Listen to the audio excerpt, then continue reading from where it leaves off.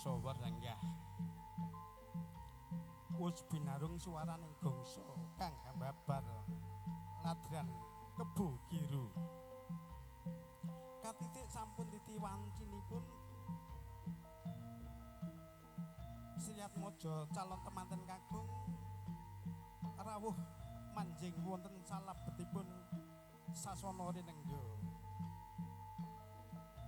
pramila dumateng Bapa Wartana saha para kadang ingkang badhe hanampi rawuhipun calon Sriat Mojo temanten kagung kawula aturi samata ing gati saiga ing diri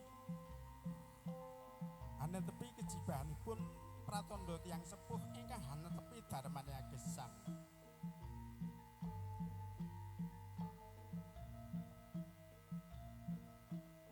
katitik para calon temanten ingkang sami tindak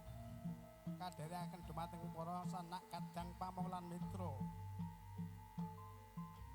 dumateng para pejabat sesepuh lan para pinisepuh ingkang sami andharaken jengkaripun Sriat Mojo temanten calon temanten kagung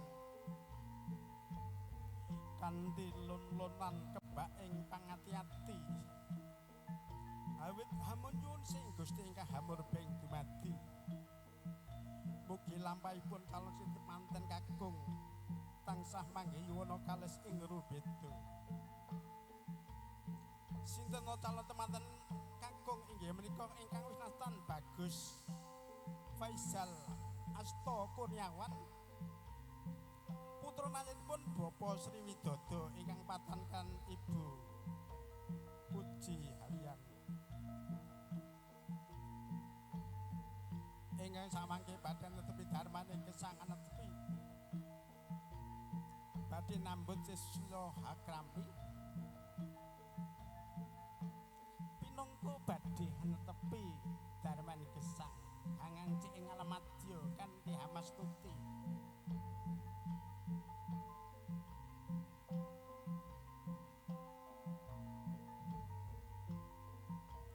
sampun katingal handera mlabar tindakipun calon Sriat Mojo temanten kagung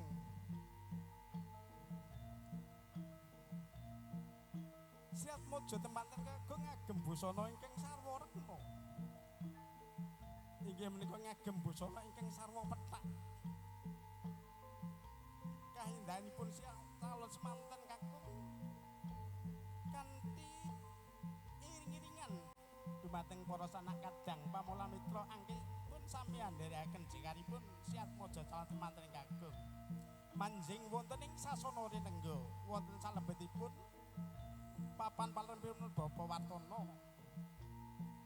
kanthi nampi bombong birawaning manah dumateng Bapa Wartana sak keluarga agengipun pramila Sriat Mojo temanten kagung kapanengan mlebet wonten sasana rinengga aku pati papan palenggan ingkang sampun kasunabraken dumateng para-para ingkang winisi saking kathah ingkang sami andharaken jengkaripun Sriat Mojo calon temanten kagung katingalan labar bak madyaning pabebahan saking kathah ingkang sami mampah Kyai Samodra Imbab Samodra ing daratan manika warna busana ingkang sami andharaken jengkaripun Mojo calon temanten kagung kanthi jejel riyel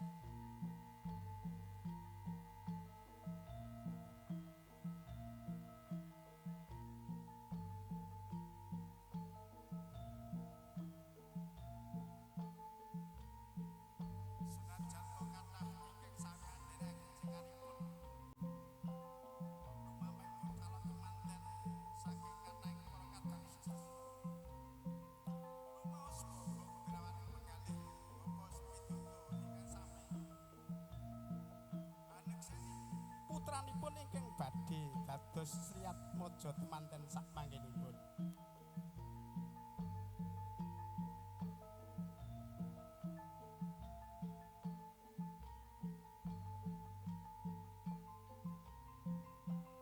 tindakipun para pangomjong katingal tinata tititaning gati katitik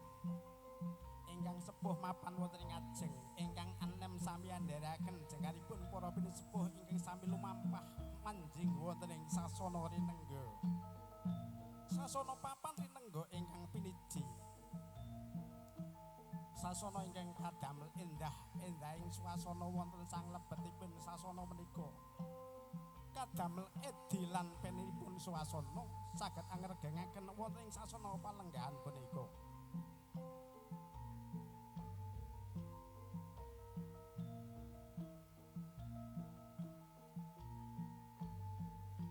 Semanten dumateng para ngamunjungi penganten boten wonten ingkang sami ngujiwani ingkang wanidya endah sulistyaning wati ingkang kakung ugi bagus boten wonten ingkang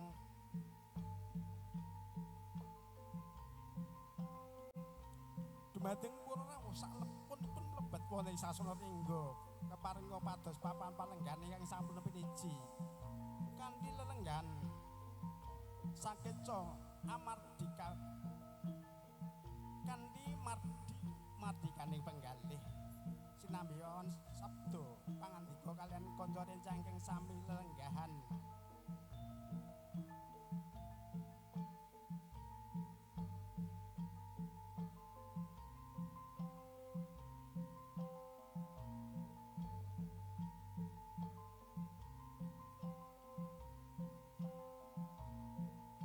Para rawuh saha parenggah sampun paripurna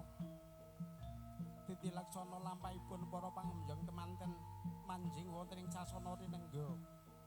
Ingkang samangkinipun dumateng para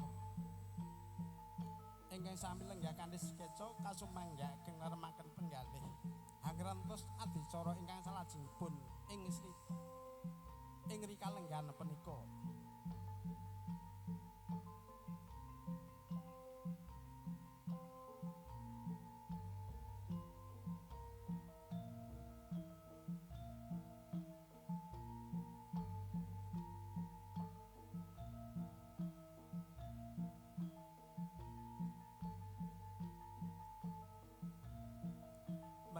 Dumateng para rawuh lampahipun para pangunjung ananging dumateng Bapak Wartana tansah nyuwun lumutring samudra pangapunten keng akathah awit anggenipun paring papan palenggahan iki kinten kirang pas lan kirang pranana dumateng penggalipun para pangunjung tansah nyuwun lumutring samudra pangapunten ingkang agung.